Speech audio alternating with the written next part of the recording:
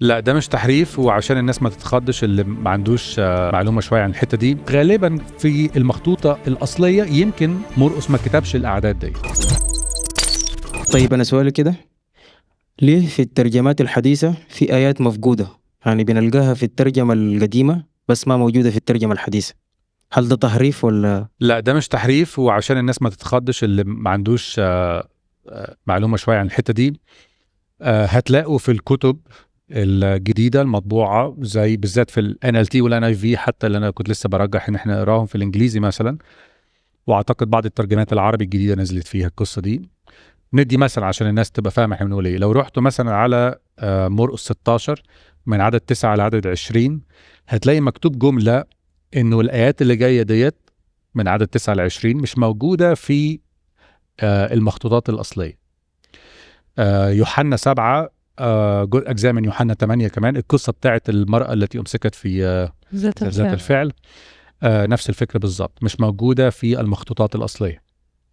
طب احنا موجودة عندنا في الكتاب، نعمل ايه؟ احنا بنقول للأمانة، لأن احنا دايما بنرجع للمخطوطات الأصلية أو لأقرب حاجة، وكل ما بندور أو بنلاقي مخطوطة، نكتشف مخطوطة أقرب للمخطوطة الأصلية في العمر بتاعها، لازم بنراجع نفسنا ونقول ده كان ايه.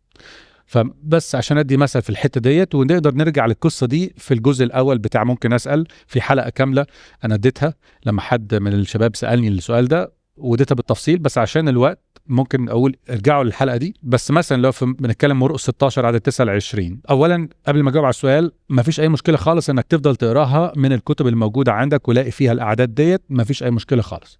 اوكي، كمل اقراها، بس وانت فاهم انه غالبا في المخطوطه الاصليه يمكن مرقس ما كتبش الاعداد ديت، لكن لا تنافي الوحي، لا تنافي المضمون اللي بعديها واللي قبليها، ما فيهاش اي مشكله.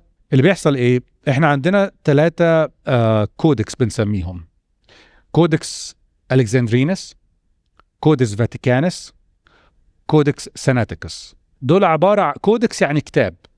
احنا النهارده عندنا ايباد وكمبيوتر بنقرا منها. قبل الايباد والكمبيوتر عندنا كتب. الكتاب في اوائل القرن الثاني والثالث كان بيتسمى كودكس. كودكس عباره عن مجموعه من الاصفار. انتوا عارفين الكتاب المقدس كان كله اصفار لوحدها، ما كانش متجمع في كتاب اسمه كتاب المقدس، ولا كان كله سفر لوحده. ولا متقسم حتى، ولا متقسم. فكانت تجميعات مختلفة. كان تكوين وخروج لوين عدد تثنية موسى مع بعضه، كان المزامير لوحدها، انجيل متى لوحده، كورنثوس الاولى اصحاح 2، يعني كل حتة لوحدها. كويس، اتجمعوا مع بعض. ممكن نتكلم في القصة دي ازاي اتجمعوا مع بعض.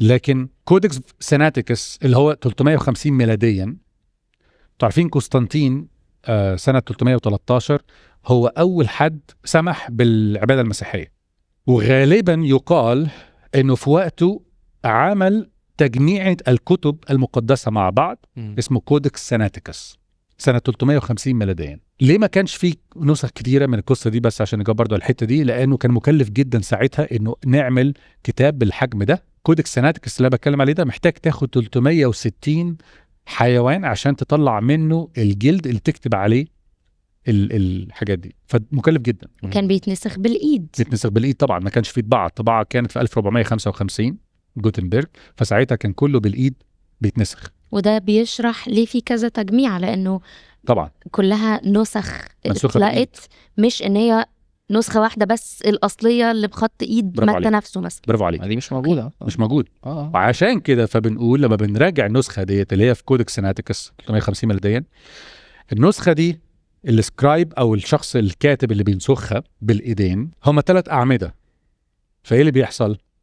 انت عندك في مرقس مثلا 16 وبعدين لوقا 1، فمرقس 16 هتلاقي 3 اعمدة، وبعدين المفروض بيحصل ايه؟ الناسخ ده لو الاصحاح خلص بيكمل على الاصحاح اللي بعده في نفس الكولم. كويس؟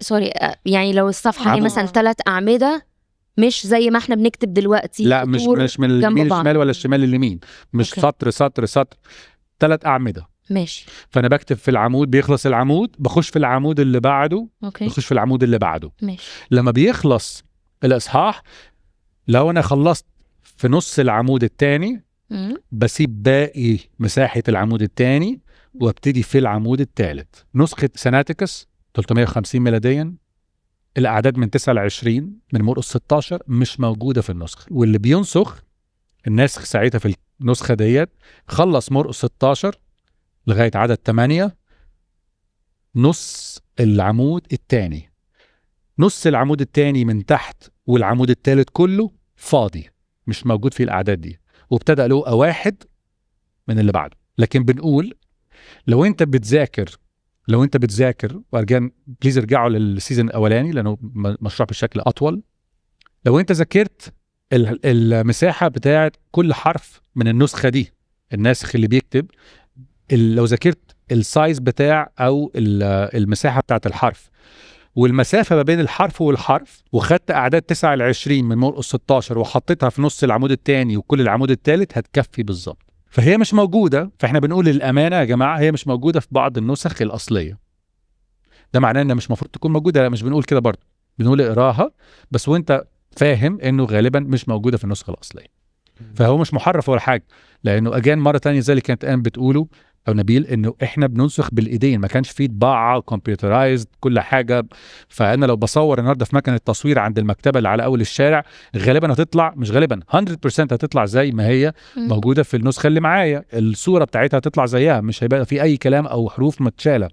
لكن وانا بني ادم في الاخر، بني ادم عندي مساحه للخطا، بنسخ، فالاعداد دي مش موجوده في النسخه دي.